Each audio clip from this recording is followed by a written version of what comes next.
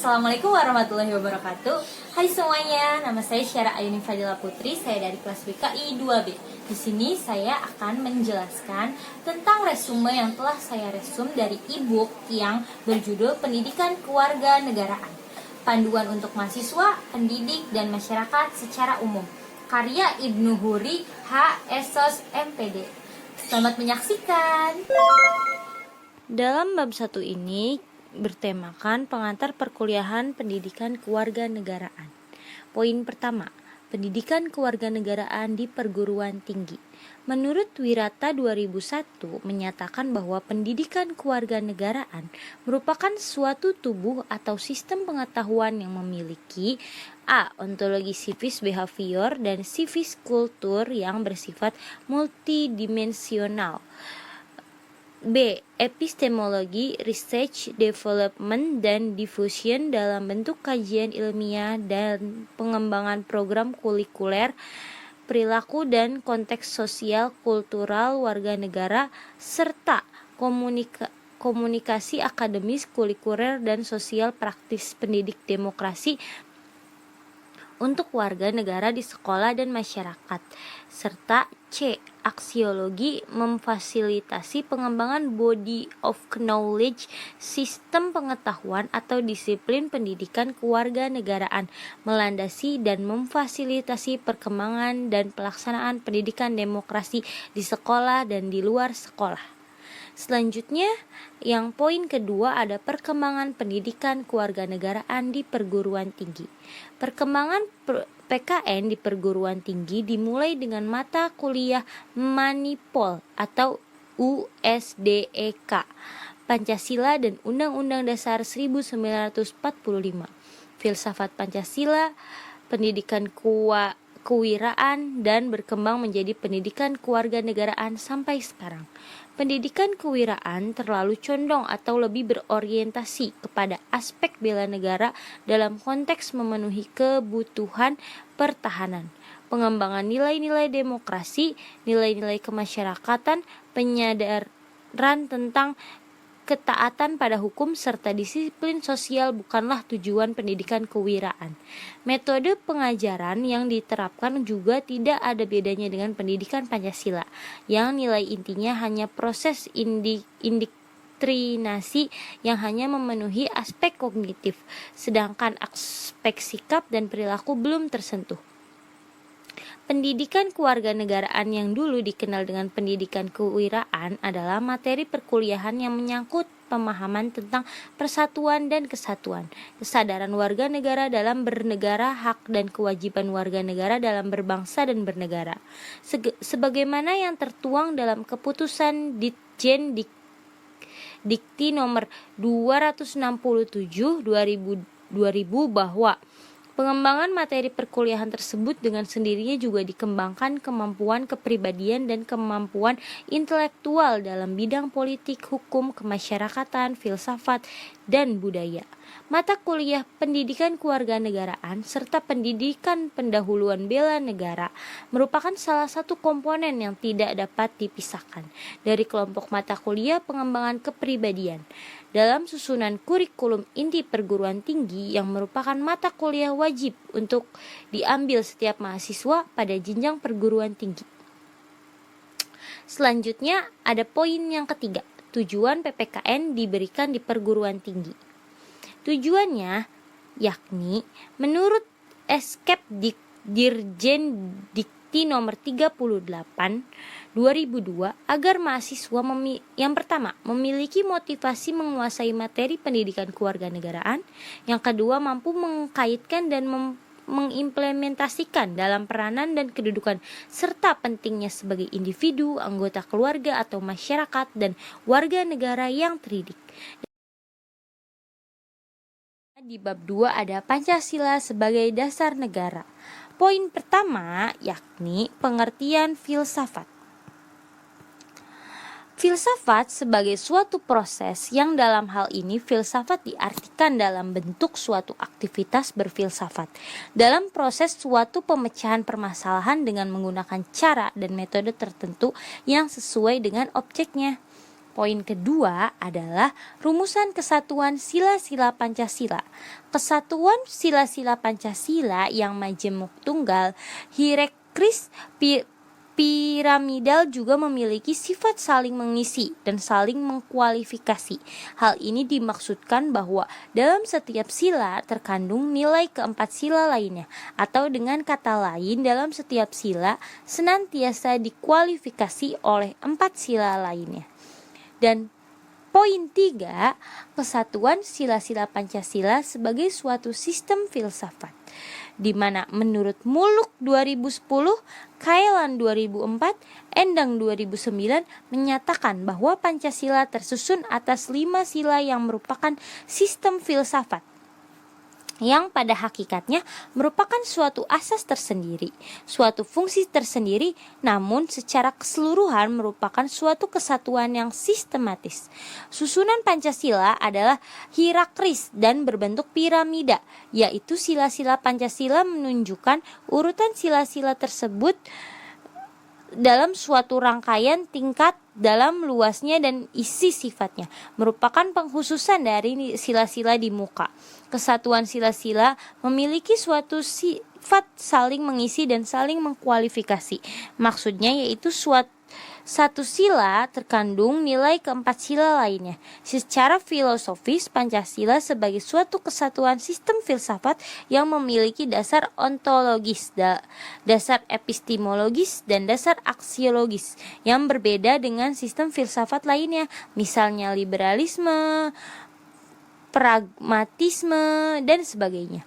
Nilai-nilai Pancasila yang ada dalam pembukaan Undang-Undang 1945 secara yuridis memiliki kedudukan sebagai pokok kaidah negara yang fundamental. Selanjutnya di bab 3 membahas tentang identitas nasional. Di poin pertama ada pengertian identitas nasional. Identitas nasional adalah suatu ciri yang dimiliki oleh suatu bangsa yang secara filosofis membedakan bangsa tersebut dengan bangsa lain. Poin kedua ada faktor-faktor pendukung kelahiran identitas nasional. Kondisi geografis ekologis yang membentuk Indonesia sebagai wilayah kepulauan yang beriklim tropis dan terletak di persimpangan jalan komunikasi antar wilayah dunia di Asia Tenggara ikut mempengaruhi perkembangan kehidupan demografis, ekonomis, sosial, dan kultural bangsa Indonesia. Selain itu, faktor historis yang dimiliki Indonesia ikut mempengaruhi proses pembentukan masyarakat dan bangsa Indonesia beserta identitasnya melalui interaksi berbagai faktor yang ada di dalamnya. Hasil dari interaksi dari berbagai faktor tersebut melahirkan proses pembentukan masyarakat, bangsa, dan negara bangsa beserta identitas bangsa Indonesia yang muncul tatkala nasionalisme berkembang di Indonesia pada awal abad ke-20. Selanjutnya, poin 3 ada identitas kebangsaan dan identitas nasional Indonesia. Identitas kebangsaan atau political unity merujuk pada bangsa dalam pengertian politik, yaitu bangsa negara.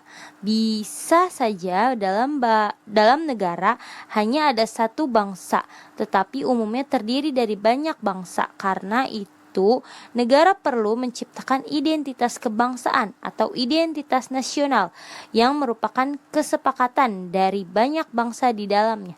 Identitas nasional dapat berasal dari identitas suatu bangsa yang kemudian disepakati oleh bangsa-bangsa lainnya yang ada dalam negara itu, atau juga dari identitas beberapa bangsa yang ada kemudian disepakati untuk dijadikan identitas bersama sebagai identitas bangsa-bangsa. Dan poin terakhir yaitu poin 4 ada integrasi nasional. Integrasi nasional adalah usaha atau proses mempersatukan perbedaan-perbedaan yang ada pada suatu negara sehingga terciptanya keserasian dan keselarasan secara nasional.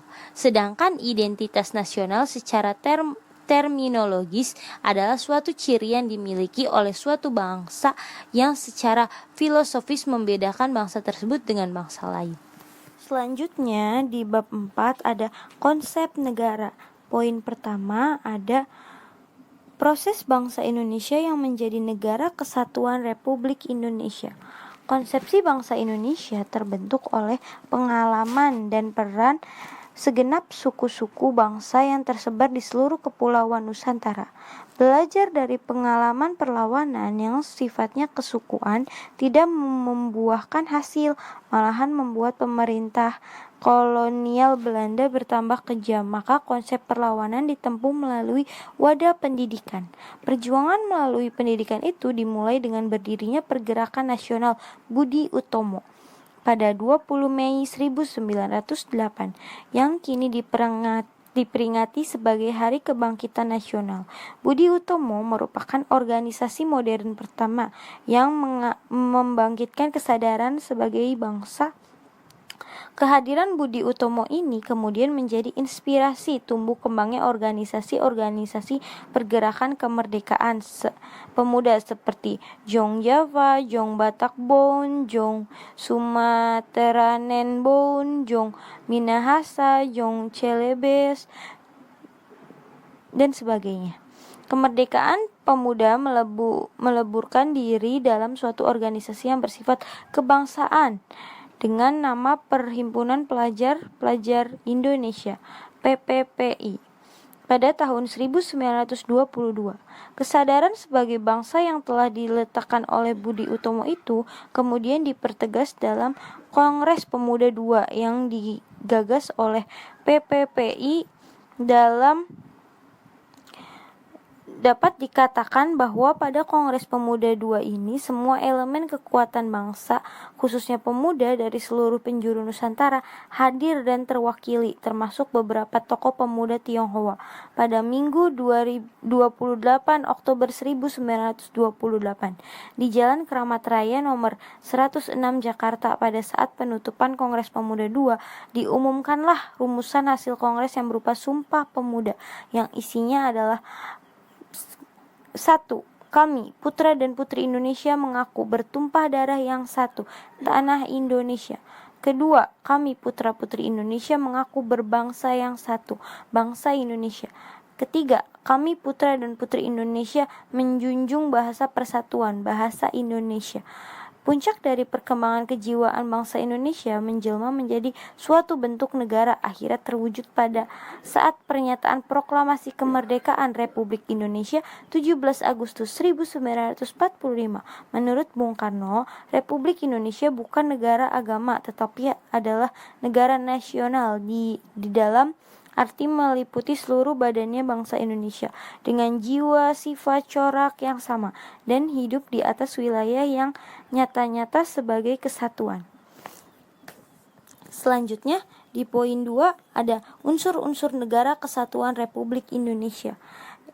Yang pertama ada wilayah. Pasal 25A Undang-Undang 1945 Negara Kesatuan Republik Indonesia adalah sebuah negara kepulauan yang berciri Nusantara dengan wilayah yang batas-batas dan hak-haknya ditetapkan dengan undang-undang. Wilayah negara Indonesia berdasarkan Konferensi Meja Bundar pada tanggal 27 Desember 1949 yang ditandatangani oleh pemerintah Indonesia dan pemerintah Belanda meliputi seluruh daerah bekas jajahan Hindia Belanda. Selanjutnya ada rakyat. Rakyat merupakan unsur terpenting dari negara. Rakyatlah yang pertama-tama berkepentingan supaya organisasi negara berjalan dengan lancar dan baik serta mampu mewujudkan tujuannya. Selanjutnya ada pemerintah yang berdaulat. Unsur konstitutif yang ketiga dari negara ialah pemerintah yang berdaulat. Pemerintah adalah pemegang dan penentu kebijakan yang berkaitan dengan pembelaan negara. Pemerintah yang berdaulat mempunyai kekuasaan ke dalam dan keluar. Selanjutnya ada pengakuan negara lain. Pengakuan dari negara-negara lain bukanlah merupakan unsur pembentuk negara, tetapi sifatnya hanya menerangkan saja tentang adanya negara. Seperti pengakuan de facto dan pengakuan de jure. Selanjutnya ada poin ketiga yakni tujuan negara. Tujuan negara yang mendasar yakni 1. Untuk menanamkan kedaulatan pemerintahan. Kalau kedaulatan sudah tertanam, maka berupaya untuk menyelenggarakan ketertiban umum. Jika ketertiban sudah tercipta, maka tujuan berikutnya adalah untuk mencapai kesejahteraan nasional. Selanjutnya, di poin keempat ada tujuan Negara Kesatuan Republik Indonesia. Tujuan itu sendiri terdiri dari visi dan misi. Visi adalah panutan ke depan tentang suatu yang hendak dicapai, sementara misi adalah bagaimana cara-cara untuk mencapainya. Hakikat tujuan dari negara Indonesia terdapat dalam filsafat bangsanya, yaitu Pancasila yang terletak pada sila kelima, yakni keadilan sosial bagi seluruh rakyat Indonesia. Nilai yang terkandung pada keadilan sosial bagi seluruh rakyat Indonesia ini adalah suatu negara yang adil dan makmur. Jadi visi dan tujuan negara Indonesia adalah negara yang adil dan makmur. Selanjutnya ada bentuk negara. Bentuk-bentuk negara ini ada bentuk pemerintahan Aristoteles dan ada bentuk negara menurut Plato. Selanjutnya ada bentuk-bentuk kenegaraan Indonesia. Bentuk pemerintahan modern. Republik berasal dari kata res publica yang artinya kepentingan umum di dunia ini. Republik ada 3 macam yang telah disebutkan, yakni 1. Republik absolut. Yang kedua ada republik konstitusional, dan yang ketiga ada republik parlementer. Negara Indonesia ini berbentuk Negara Kesatuan Republik Indonesia dengan berfilsafah Pancasila yang mempunyai semboyan Bhinneka Tunggal Ika. Walaupun berbeda-beda suku bangsa, agama, bahasa, dan adat istiadat, namun tetap satu jua. Pemerintah negara ini berdasarkan pada demokrasi Pancasila, yaitu sebuah demokrasi yang pemerintahan dari rakyat, oleh rakyat, dan untuk rakyat. Demokrasi Pancasila artinya adalah demokrasi berdasarkan musyawarah untuk mufakat.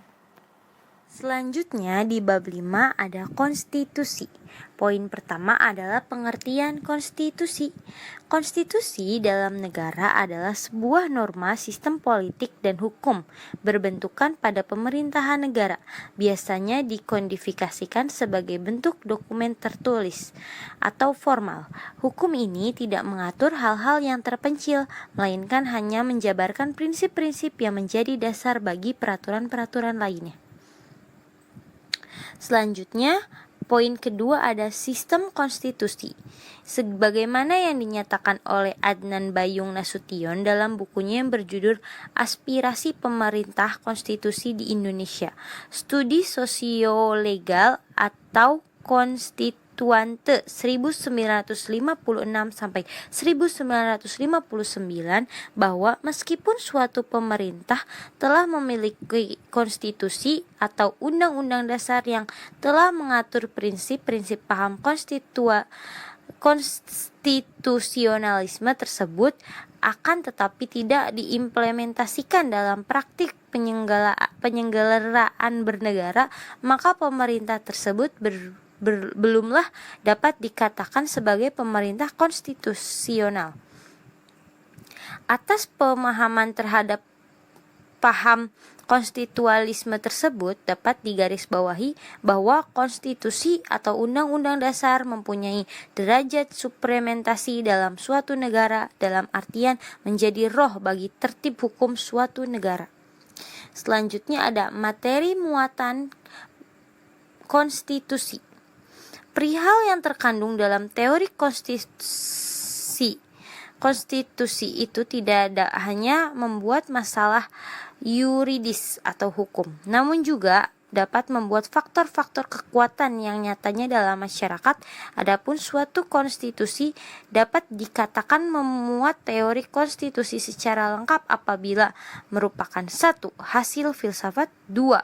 Hasil kesenian, 3. Hasil ilmu pengetahuan. Selanjutnya ada klasifikasi konstitusi. Perlu kita ketahui, konstitusi dapat diklasifikasi menurut salah seorang ahli konstitusi dari Inggris, yaitu K.C. Ware.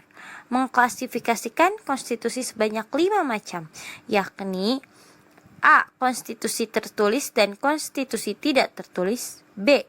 Konstitusi fleksibel dan konstitusi rigid. C. Konstitusi derajat tinggi dan konstitusi tidak derajat tinggi. D. Konstitusi serikat dan konstitusi kesatuan. E. Konstitusi sistem pemerintahan presidensial dan konstitusi sistem pemerintahan parlementer. Selanjutnya di poin kelima ada perubahan konstitusi. Pada perkembangan peradaban dunia saat ini, konstitusi sering kali dibuat harus mengikuti perkembangan zaman dan kebutuhan masyarakat dan konsekuensinya konstitusi. Suatu negara dituntut untuk berubah. Menurut C.V. Strong, prosedur perubahan konstitusi ada 4 macam cara, yaitu A. Perubahan konstitusi yang dilakukan oleh pemegang kekuasaan legislatif akan tetapi ada batas-batas tertentu. B. Perubahan konstitusi yang dilakukan oleh rakyat melalui suatu referendum. C. Perubahan konstitusi dalam negara serikat yang dilakukan oleh sejumlah negara-negara bagian. D. Perubahan konstitusi yang dilakukan dalam suatu konvensi atau dilakukan oleh suatu lembaga negara khusus yang dibentuk hanya untuk keperluan perubahan.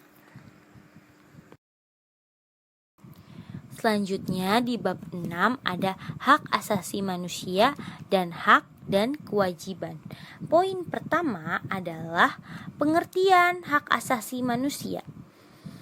Hak asasi manusia adalah hak yang melekat pada diri setiap manusia sejak awal dilahirkan yang berlaku seumur hidup, tidak dapat diganggu-gugat oleh siapapun dan berlaku secara universal. Hak ini sifatnya sangat mendasar bagi hidup dan kehidupan manusia yang bersifat koordinati, yakni ia tidak bisa lepas dari dan dalam kehidupan manusia.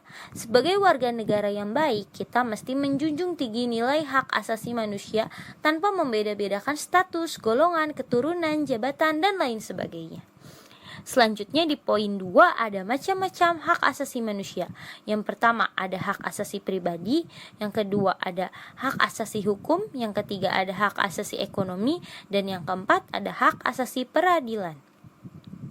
Lanjut ke poin 3, yaitu hukum HAM di negara lain. Hukum HAM di Yunani, menurut filosof Yunani seperti Socrates 470 sampai 399 sebelum Masehi dan Plato 428 sampai 348 sebelum Masehi, meletakkan dasar bagi perlindungan dan jaminan diakuinya hak-hak asasi manusia. Konsepsinya mengajukan masyarakat untuk melakukan sosial kontrol kepada pengusaha yang zalim dan tidak mengakui nilai-nilai keadilan dan kebenaran. Aristoteles 1348 sampai 322 sebelum Masehi mengajarkan pemerintah untuk mendasarkan kekuasaan pada kemauan dan kehendak warga negaranya. Selanjutnya ada di poin 4, yaitu hukum hak asasi manusia di Indonesia. Menurut Wahab 2011, Miriam 2008, Dasim 2008, Muhammad 2011, Endang 2009 menyatakan hak asasi manusia di Indonesia bersumber dan bermuara pada Pancasila, yang artinya hak asasi manusia mendapat jaminan kuat dari falsafah bangsa yakni Pancasila. Bermuara pada Pancasila yang dimaksudkan bahwa pelaksanaan hak asasi manusia tersebut harus memperhatikan garis-garis yang telah ditentukan dalam ketentuan falsafah Pancasila. Selanjutnya bab 7 ada demokrasi dan negara hukum. Yang bagian poin pertama ada demokrasi. Di dalamnya ada konsepsi demokrasi. Penyebutan akan istilah demokrasi pada mulanya berangkat dari bahasa Yunani, yaitu dengan istilah demokratos yang merupakan gabungan dari kata demos yang artinya rakyat dan kratos yang artinya kekuasaan dan kedaulatan. Dari gabungan atas dua permaknaan tersebut, maka dapat diterjemahkan bahwa demokrasi adalah kedaulatan rakyat. Dengan demikian, pada negara yang menganut sistem demokrasi, kekuasaan pemerintahannya sangat terbatas dan pemerintah tidak dapat bertindak sewenang-wenang kepada rakyat. Selanjutnya, ada komponen-komponen penegak demokrasi. Yang pertama ada negara hukum, yang kedua ada pemerintah yang good governance, yang ketiga ada badan pemegang kekuasaan legislatif, yang keempat ada peradilan yang bebas dan mandiri, yang kelima ada masyarakat madani, yang keenam ada pers yang bebas dan bertanggung jawab, yang ketujuh ada infrastruktur politik. Selanjutnya ada model-model demokrasi. Jika dipandang dari orientasinya, demokrasi dapat dibedakan atas demokrasi liberal, demokrasi terpimpin, dan demokrasi sosial. Demokrasi liberal merupakan demokrasi yang begitu menjunjung tinggi kebebasan dan individualisme, sementara demokrasi terpimpin begitu menjunjung tinggi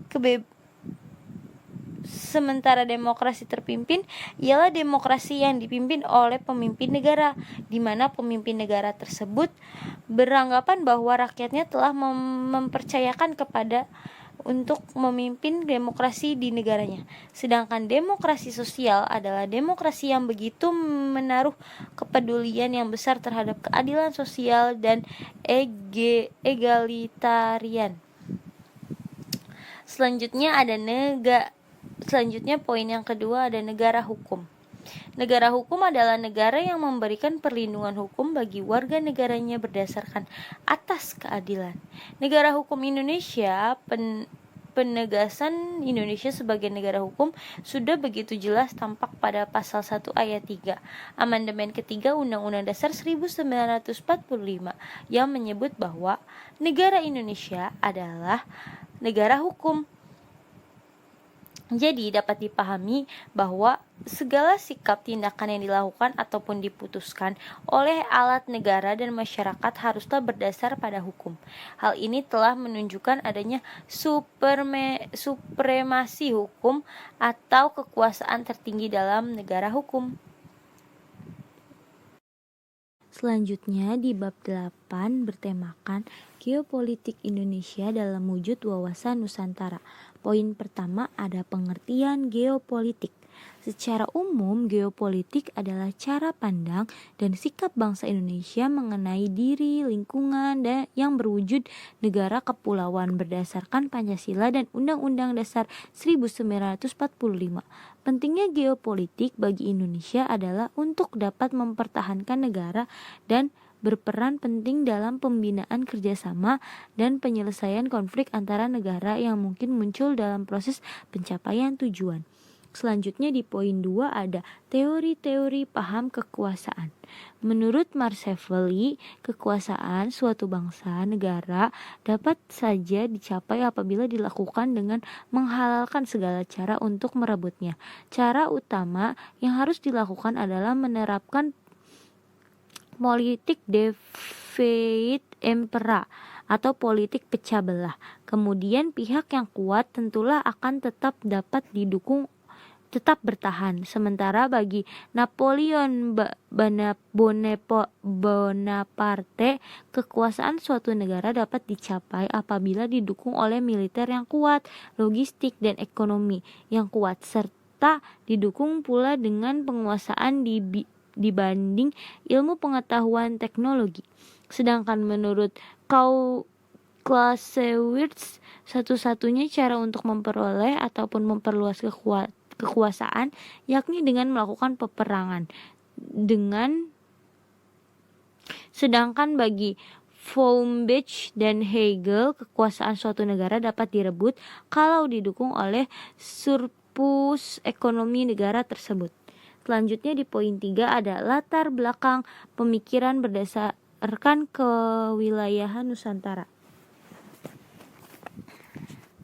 Sebagai konsekuensi untuk wilayah negara kepulauan yang terdiri atas 17.508 buah pulau besar dan kecil yang terletak pada posisi yang saling strategis antara benua Asia dan benua Australia dan antara Samudra Hindia dan Samudra Pasifik, di mana di dalamnya terkandung sumber kekayaan alam yang melimpah ruah sehingga dibutuhkan suatu parekat dalam bentuk wawasan nasional.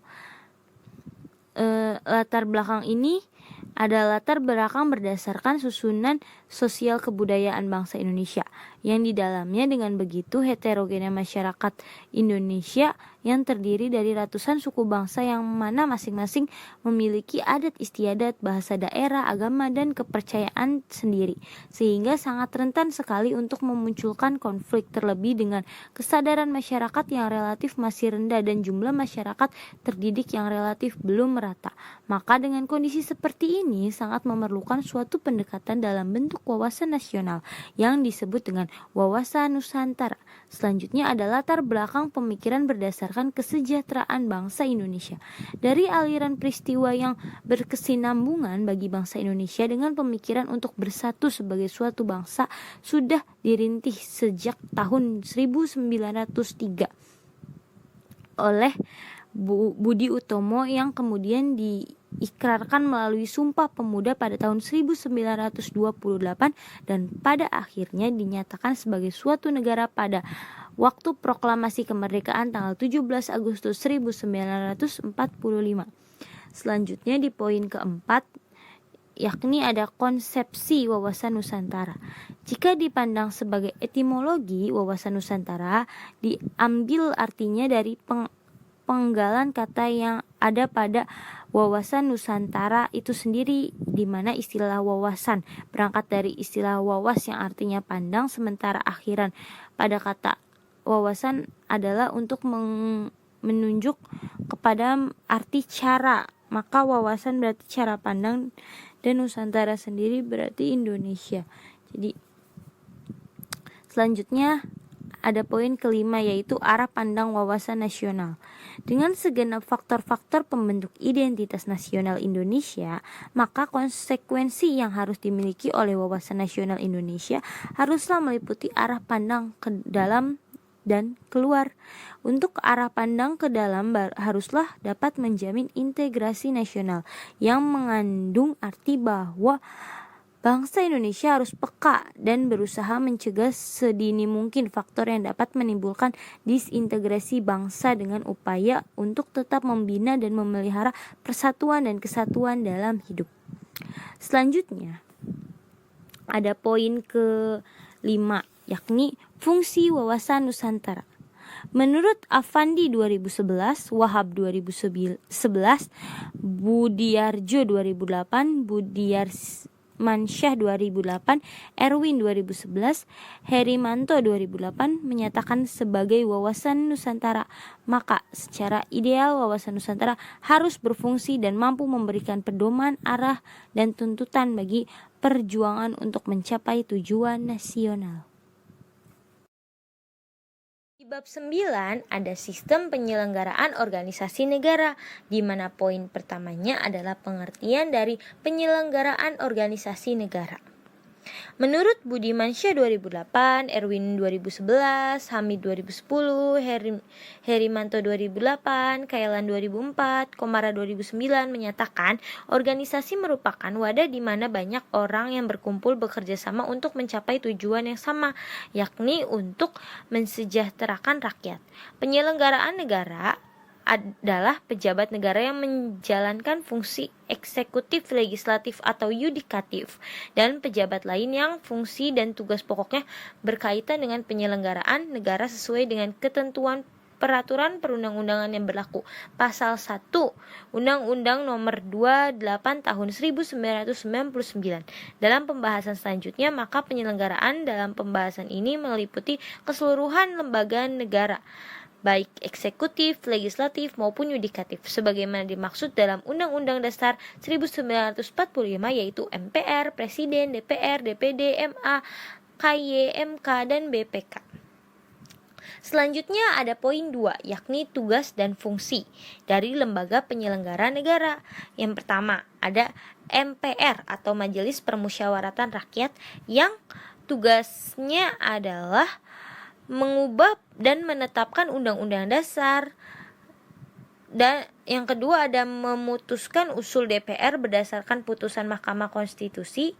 Yang ketiga ada melantik presiden dan wakil presiden berdasarkan hasil pemilihan umum dalam sidang paripurna MPR. Dan fungsinya sebagai konsekutif, kedudukannya adalah sebagai lembaga negara menurut ketentuan pasal 1 TAP MPR nomor 11 MPR 2003. MPR adalah lembaga negara dan pelaksana kedaulatan rakyat menurut ketentuan Undang-Undang 1945. Selanjutnya ada presiden sebagai pelaksana fungsi eksekutif dan legislatif. Kedudukannya adalah sebagai pengembang amanat rakyat yang mempunyai kedudukan selaku pemimpin pemerintah. Tugasnya adalah menjalankan kekuatan pemerintahan negara menurut Undang-Undang Dasar, menetapkan peraturan pemerintah untuk menjalankan undang-undang sebagaimana mestinya. Selanjutnya ada mengajukan dan membahas rencana undang-undang bersama DPR. Dan selanjutnya ada Dewan Perwakilan Rakyat atau biasa disingkat DPR, yang kedudukannya sebagai lembaga negara yang berfungsi sebagai legislatif, anggaran, pengawasan. Tugasnya yakni membentuk undang-undang yang dibahas dengan presiden untuk mendapatkan persetujuan bersama, membahas dan memberikan persetujuan peraturan pemerintah pengganti undang-undang, dan menerima dan membahas usulan RUU yang diajukan DPD yang berkaitan dengan bidang tertentu dan mengikutsertakan dalam pembahasan. Selanjutnya ada Dewan Perwakilan Daerah atau DPD. DPD dipilih dari setiap provinsi melalui pemilihan umum. DPD sebagai lembaga perwakilan daerah yang berkedudukan sebagai lembaga negara. Fungsi dari DPD adalah pengajuan usul, ikut dalam pembahasan dan pemberian pertimbangan yang berkaitan dengan bidang legislasi tertentu, pengawasan atas pelaksanaan undang-undang tertentu. Tugas dari DPD adalah dapat mengajukan kepada DPR RUU yang berkaitan dengan otonomi daerah, hubungan pusat dan daerah, pembentukan pemekaran dan penggabungan daerah, pengelolaan sumber daya alam dan sumber daya ekonomi lainnya, serta yang berkaitan dengan pertimbangan keuangan pusat dan daerah. Selanjutnya ada Mahkamah Agung atau MA. Kedudukan MA sebagai lembaga negara yang berfungsi sebagai pengadilan tertinggi bagi semua peradilan terlepas dari pengaruh pemerintah dan pengaruh-pengaruh lainnya. Tugas dari MA yaitu memutus pada tingkat pertama dan terakhir semua sengketa peradilan. Selanjutnya ada bab 10. Di bab 10 membahas tentang geostrategi Indonesia dalam wujud ketahanan nasional. Yang poin pertamanya adalah sejarah ketahanan nasional. Sejarah ketahanan nasional, gagasan tentang ketahanan nasional bermula pada tahun 1960-an pada kalangan militer Angkatan Darat di SSKAD yang sekarang bernama SESKOAD. Pada masa itu adalah sedang meluasnya pengaruh komunisme yang berasal dari Uni Soviet dan Cina. Konsen atas fenomena tersebut mempengaruhi para pemilik militer di SSKAD.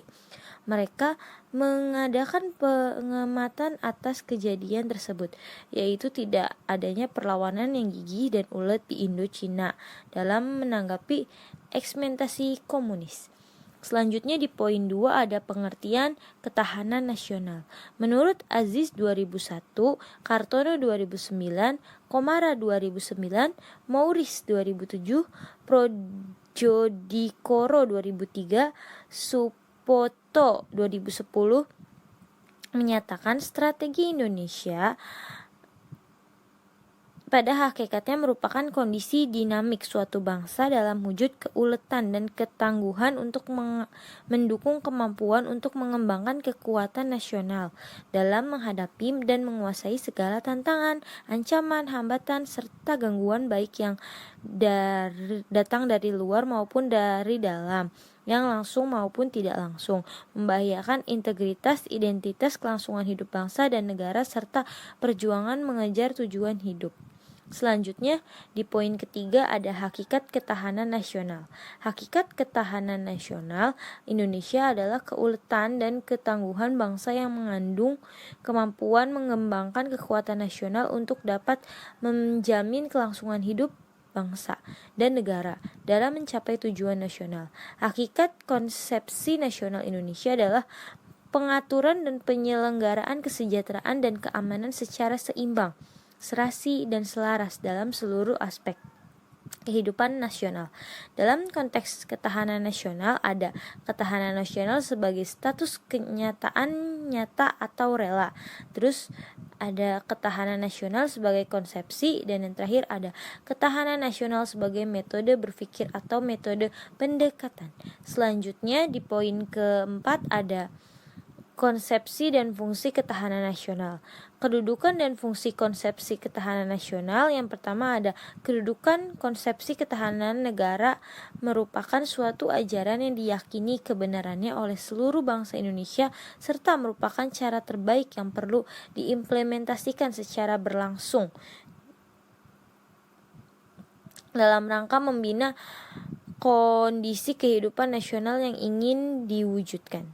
Selanjutnya ada fungsi. Fungsinya itu ada 3. Yang pertama ada konsepsi ketahanan nasional dan fungsinya sebagai doktrin dasar nasional perlu dipahami untuk menjamin setiap terjadinya pola pikir, pola sikap, dan pola tindak dalam menyatukan langkah bangsa baik yang bersifat interregional atau wilayah, intersektoral maupun multidisiplin. Yang kedua ada konsepsi ketahanan nasional dalam fungsinya sebagai pola dasar pembangunan nasional. Pada hakikatnya merupakan arah dan pedoman dalam pelaksanaan pembangunan nasional di segala bidang dan sektor pembangunan secara terpadu yang dilakukan sesuai rancangan program. Dan yang terakhir ketiga yaitu konsepsi ketahanan nasional dalam fungsinya sebagai metode pembinaan kehidupan nasional merupakan suatu metode integral yang mencakup seluruh aspek dalam kehidupan negara yang dikenal sebagai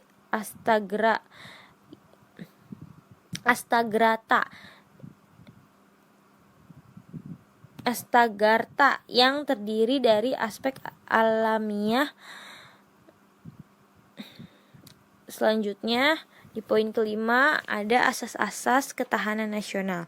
Nah, di sini ada yang pertama asas kesejahteraan dan keamanan, yang kedua ada asas komprehensif integral atau menyeluruh terpadu, yang ketiga ada asas mawas ke dalam dan mawas keluar, yang keempat ada asas kekeluargaan, dan poin yang terakhir ada sifat-sifat ketahanan nasional. Sifat-sifatnya ada 4, yakni yang pertama ada mandiri, maksudnya adalah mempercayai pada kemampuan dan kekuatan sendiri dan tidak mudah menyerah. Yang kedua ada dinamis, artinya tidak tetap, naik turun, tergantung situasi dan kondisi bangsa dan negara serta lingkungan strategisnya. Yang ketiga ada wibawa, semakin tinggi tingkat ketahanan nasional maka akan semakin tinggi wibawa negara dan pemerintahan sebagai penyelenggara kehidupan nasional. Dan yang terakhir ada konstitusi dan kerjasama, maksudnya adalah saling menghargai dengan mengandalkan kekuatan moral dan kepribadian bangsa. Selanjutnya ada bab 11 yakni pemerintah yang baik atau good governance. Yang pertama ada pengertian. Yang pengertiannya adalah secara terminologi good dalam istilah good governance mengandung 2 pengertian. Pertama, nilai-nilai yang menjunjung tinggi keinginan atau kehendak rakyat dan nilai-nilai yang dapat meningkatkan kemampuan rakyat dalam pencapaian tujuan nasional. kemandirian pembangunan berkelanjutan dan keadilan sosial. Dan yang kedua ada aspek-aspek fungsional dari pemerintahan yang efektif dan efisien dalam pelaksanaan tugasnya untuk mencapai tujuan-tujuan tersebut. Selanjutnya di poin kedua ada aspek-aspek good governance. Dari sisi pemerintah, good governance dapat dilihat melalui aspek-aspek sebagai berikut. Yang pertama ada hukum atau kebijakan, yang merupakan aspek yang ditunjukkan pada perlindungan kebebasan. Yang kedua ada administratif, competence and transparency, atau kemampuan membuat perencanaan dan melakukan implementasi secara efisien, kemampuan melakukan penyederhanaan organisasi, penciptaan disiplin dan model administratif, keterbukaan informasi. Selanjutnya ada desentralisasi, yakni religion dan dekonsentrasi di dalam departemen. Dan yang terakhir ada penciptaan pasar yang kompetitif, penyempurnaan mekanisme pasar, peningkatan peran pengusaha kecil dan segmen lain dalam sektor swasta, deregulasi dan kemampuan pemerintahan melakukan kontrol terhadap makroekonomi. Selanjutnya di poin ketiga ada dampak pemerintah yang tidak transparan. Dalam penyelenggaraan negara, pemerintah dituntut bersikap terbuka terhadap kebijakan yang dibuatnya, termasuk anggaran yang dibutuhkan dalam pelaksanaan kebijakan tersebut, sehingga dari percetakan, pelaksanaan hingga evaluasi terhadap kebijakan tersebut, pemerintah dituntut bersikap terbuka dan dalam rangka akuntabilis publik. Realitasnya, kadang kebijakan yang dibuat pemerintah dalam hal pelaksanaan kurang bersikap transparan, sehingga berdampak pada rendahnya kepercayaan masyarakat terhadap setiap kebijakan yang dibuat pemerintah. Sebagai contoh, setiap kenaikan harga BBM selalu diikuti oleh demonstrasi penolakan kenaikan tersebut. Padahal pemerintah berasumsi kenaikan BBM dapat mensubsidi sektor lain untuk rakyat kecil, seperti memberi fasilitas kesehatan yang memadai, peningkatan sektor pendidikan, dan pengadaan beras miskin. Akan tetapi karena kebijakan tersebut pengelolaannya tidak transparan, bahkan sering menimbulkan kebocoran atau korupsi. Rakyat tidak mempercayai kebijakan serupa di kemudian hari. Di bab 12 bertemakan masyarakat madani. Yang poin pertamanya adalah pengertian masyarakat madani. Masyarakat madani berasal dari kata bahasa Inggris yaitu civic society. Kata civic society sebenarnya berasal dari kata Latin yaitu civitas Dei yang artinya kota ilahi dan society yang berarti masyarakat. Dari kata civis akhirnya membentuk kata civilization yang berarti peradaban. Oleh sebab itu, kata civic society dapat diartikan sebagai komunitas masyarakat kota, yakni masyarakat yang telah berperadaban maju. Konsepsi seperti ini pada awalnya lebih merujuk pada dunia Islam yang ditunjukkan oleh masyarakat kota Madinah. Sebaliknya, lawan dari kata atau istilah masyarakat non-madani adalah kaum pengembara Badawa yang masih membawa citra yang kasar, berwawasan pengetahuan yang sempit. Masyarakat Puritan tradisional penuh mitos dan tahayul, banyak memainkan kekuasaan dan kekuatan, sering dan suka menindas, serta sifat-sifat negatif lainnya. Selanjutnya di poin kedua ada latar belakang dari masyarakat madani. Masyarakat madani timbul karena faktor-faktor adanya penguasaan politik yang cenderung mendominasi atau menguasai masyarakat dalam sela bidang agar patuh dan taat pada penguasa. tidak adanya keseimbangan dan pembagian yang proporsional terhadap hak dan kewajiban setiap warga negara yang mencakup seluruh aspek kehidupan, adanya monopoli dan pemusatan salah satu aspek kehidupan pada suatu kelompok masyarakat, karena secara esensial masyarakat memiliki hak yang sama dalam memperoleh kebijakan-kebijakan yang ditetapkan pemerintah. Yang ketiga, ada sejarah dari masyarakat madani. Jika dicari akar sejarahnya, maka dapat dilihat bahwa dalam masyarakat Yunani kuno masalah ini sudah mengemuka. Raharjo 1999 menyatakan bahwa istilah civic society sudah ada sejak zaman sebelum Masehi. Orang yang pertama kali mencetuskan istilah civic society adalah Cicero 106-43 sebelum Masehi. Sebagai orator Yunani kuno, civic society menurut Cicero ialah suatu komunikasi memiliki kode hukum sendiri dengan konsep civility atau kewarganegaraan dan urbanity budaya kota. Maka kota dipahami bukan hanya sekadar konsentrasi penduduk, melainkan juga sebagai pusat peradaban dan kebudayaan. Selanjutnya di poin keempat ada institusi penegak masyarakat madani. Institusi atau lembaga masyarakat madani adalah institusi yang dibentuk atas dasar motivasi dan kesadaran penuh dari diri individu, kelompok, dan masyarakat tanpa adanya instruksi baik yang bersifat resmi dari pemerintah maupun dari individu, kelompok, dan masyarakat tertentu. Landasan pembentukan lembaga ini adalah idealisme perubahan ke arah hidup yang independen dan mandiri. Selanjutnya, poin yang terakhir yaitu menjadi masyarakat madani di Indonesia. Indonesia pada masa reformasi ini membutuhkan tumbuh dan berkembangnya masyarakat madani. Kondisi Indonesia yang dilanda euforia demokrasi, semangat otonomi daerah, dan derasnya globalisasi membutuhkan masyarakat yang mempunyai kemauan dan kemampuan hidup bersama dalam sikap saling menghargai, toleransi, dalam kemajemukan yang tidak saling mengklusifikasikan terhadap berbagai suku, agama, bangsa, dan adat yang berbeda. Kepedulian, kesatuan, dan setia kawan merupakan sikap yang sekaligus menjadi prasaran yang diperlukan bangsa Indonesia. Pengembangan masyarakat madani di Indonesia tidak bisa dipisahkan dari pengalaman sejarah bangsa Indonesia tersendiri.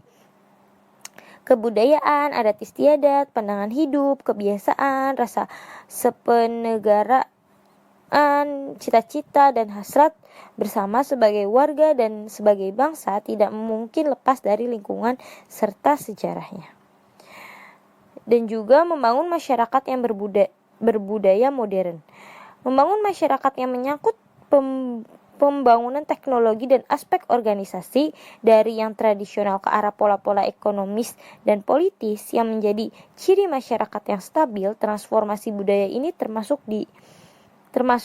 di dalamnya aspek budaya modern yang dicerminkan dengan teknologi mekanisasi, media massa yang teratur, urbanisasi, dan peningkatan pendapat.